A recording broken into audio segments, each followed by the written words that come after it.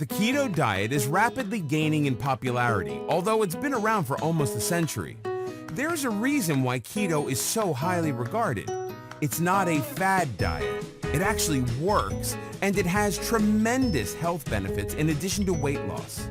When on the keto diet, you are feeding your body exactly what it needs and are eliminating toxins that will slow it down.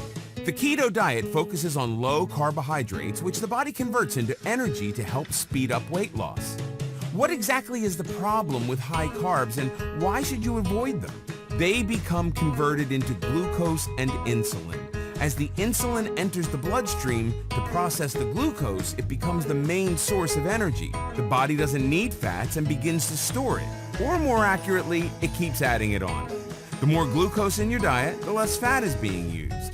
When you consume less carbohydrates, the body goes into a state referred to as ketosis. Thus, the name for this low-carb diet. Ketosis helps the body survive on less food.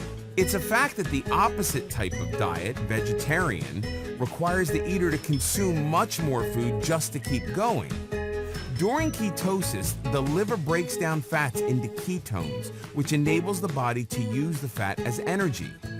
During a keto diet, we don't starve ourselves of calories. We starve the body of carbohydrates.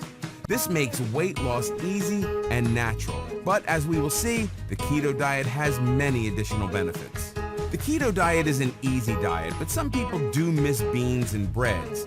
It takes a bit of getting used to, but ultimately, not stuffing yourself with carbohydrates will make you feel good enough that you won't miss the carbs. And being able to eat bacon on a diet, does have its rewards.